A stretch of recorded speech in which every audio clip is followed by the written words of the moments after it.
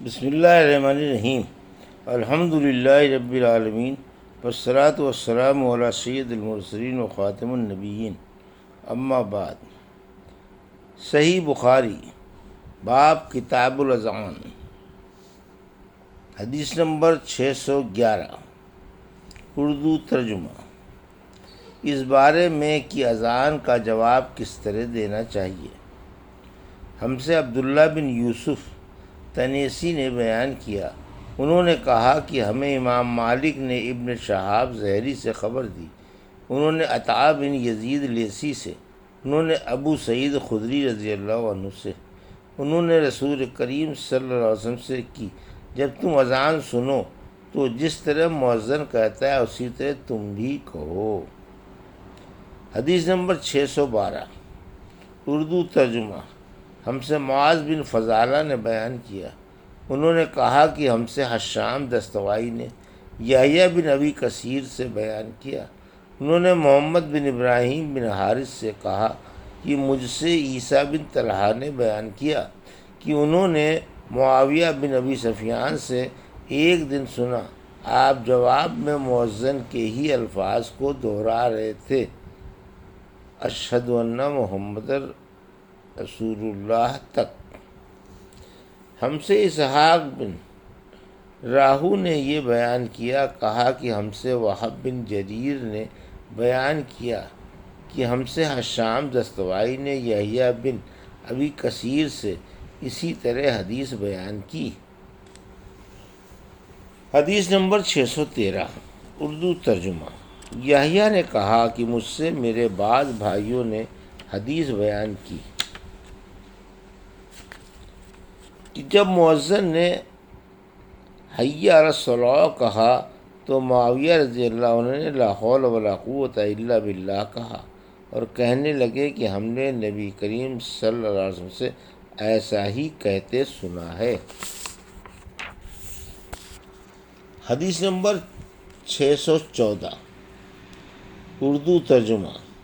اذان کی دعا کے بارے میں ہم سے علی بن عیاش ہمدانی نے بیان کیا، انہوں نے کہا کہ ہم سے شعیب بن ابی حمزہ نے بیان کیا، انہوں نے محمد بن منقذر سے بیان کیا، انہوں نے جابر بن عبداللہ سے رضی اللہ عنہ سے کہ رسول اللہ صلی اللہ علیہ وسلم نے فرمایا، جو شخص اذان سن کر یہ کہے اللہم رب ھذہ الدعوۃ التامۃ والصلاۃ القائمۃ آت محمد وسیلۃ وفضیلۃ وابعثہ مقاما محمودا الذی وعدتہ، اسے قیامت کے دن میری شفاعت ملے گی۔ حدیث نمبر 615، اردو ترجمہ۔ اذان کے لیے قرعہ ڈالنے کا بیان، اور کہتے ہیں کہ اذان دینے پر کچھ لوگوں میں اختلاف ہوا تو حضرت سعد بن ابی وقاص رضی اللہ عنہ نے فیصلے کے لیے ان میں قرعہ ڈلوایا۔ ہم سے عبداللہ بن یوسف تنیسی نے بیان کیا، کہا کہ ہمیں امام مالک نے سمی سے جو ابو بکر عبد الرحمن بن حارث کے غلام تھے خبر دی، انہوں نے ابو صالح ذکوان سے، انہوں نے حضرت ابو ہریرہ رضی اللہ عنہ سے کہ آن حضرت صلی اللہ علیہ وسلم نے فرمایا، اگر لوگوں کو معلوم ہوتا کہ اذان کہنے اور نماز پہلی صف میں پڑھنے سے کتنا ثواب ملتا ہے، پھر ان کے لیے قرعہ ڈالنے کے سوائے اور کوئی چارہ نہ باقی رہتا تو البتہ اس پر قرعہ اندازی ہی کرتے، اور اگر لوگوں کو معلوم ہو جاتا کہ نماز کے لیے جلدی آنے میں کتنا ثواب ملتا ہے تو اس کے لیے ایک دوسرے سے آگے بڑھنے کی کوشش کرتے، اور اگر لوگوں کو معلوم ہو جاتا کہ عشاء اور صبح کی نماز کا ثواب کتنا ملتا ہے تو ضرور سرین کے بل گھسٹتے ہوئے ان کے لیے آتے۔ حدیث نمبر 616، اردو ترجمہ۔ اذان کے دوران بات کرنے کے بیان میں، اور سلیمان بن سرد رضی اللہ عنہ صحابی نے اذان کے دوران بات کی، اور حضرت حسن بصری رحمۃ اللہ علیہ نے کہا کہ اگر ایک شخص اذان یا تکبیر کہتے ہوئے ہنس دے تو کوئی حرج نہیں۔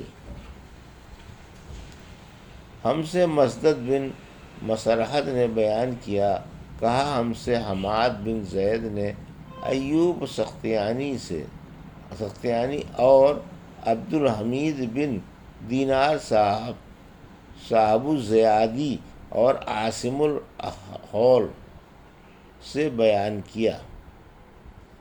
انہوں نے عبداللہ بن حارث بصری سے انہوں نے کہا کہ ابن عباس رضی اللہ عنہ نے ایک دن ہم کو جمعے کا خطبہ دیا۔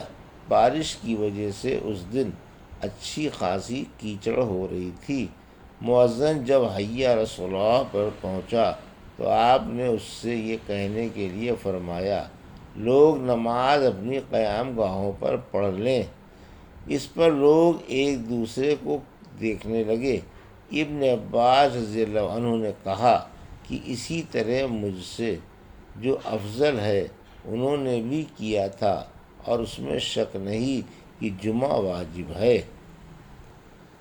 حدیث نمبر 617 اردو ترجمہ۔ اس بیان میں کہ اندھا آدمی اذان دے سکتا ہے اگر اسے کوئی وقت بتانے والا آدمی موجود ہو۔ ہم سے عبداللہ بن مسلمہ قعنبی نے بیان کیا، امام مالک سے، انہوں نے ابن شہاب سے، انہوں نے سالم بن عبداللہ بن عمر رضی اللہ عنہ سے، انہوں نے اپنے والد عبداللہ بن عمر سے کہ رسول اللہ صلی اللہ علیہ وسلم نے فرمایا، بلال تو رات رہے اذان دیتے ہیں، اس لیے تم لوگ کھاتے پیتے رہو یہاں تک کہ ابن مکتوم اذان دیں۔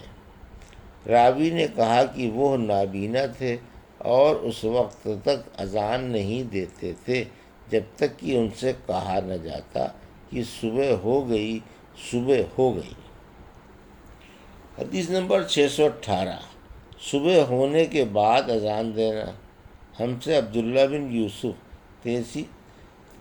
تنیسی نے بیان کیا، کہا ہمیں امام مالک نے نافع سے خبر دی، انہوں نے عبداللہ بن عمر رضی اللہ عنہ سے، انہوں نے کہا مجھے ام المومنین حضرت حفصہ رضی اللہ عنہا نے خبر دی کہ رسول اللہ صلی اللہ علیہ وسلم کی عادت تھی کہ جب مؤذن صبح کی اذان صبح صادق کے طلوع ہونے کے بعد دے چکا ہوتا تو آپ اذان اور تکبیر کے بیچ نماز قائم ہونے سے پہلے 2 ہلکی سی رکعتیں پڑھتے۔ حدیث نمبر 419 ہم سے ابو نعیم فضل بن دکین نے بیان کیا، انہوں نے کہا ہم سے شیبان نے یحییٰ بن ابی کثیر سے بیان کیا، انہوں نے ابو سلمہ بن عبد الرحمن بن عوف سے، انہوں نے حضرت عائشہ صدیقہ رضی اللہ عنہا سے کہ نبی کریم صلی اللہ علیہ وسلم فجر کی اذان اور اقامت کے درمیان 2 ہلکی رکعتیں پڑھتے تھے۔ حدیث نمبر 620 اردو ترجمہ۔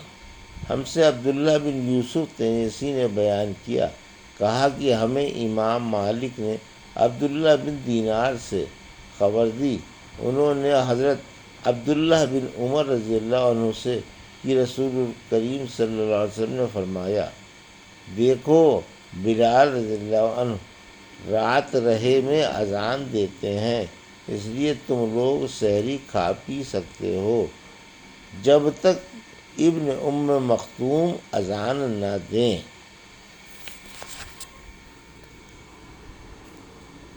ابھی آپ نے صحیح بخاری باب کتاب الاذان کی حدیث نمبر 611 سے 620 تک کی اردو ترجمے کو سماعت فرمایا۔ اللہ سے دعا ہے کہ اللہ ہمیں ان حدیثوں کی صحیح سمجھ عطا فرما اور ان پر عمل کرنے کی توفیق عطا فرما۔ آمین یا رب العالمین۔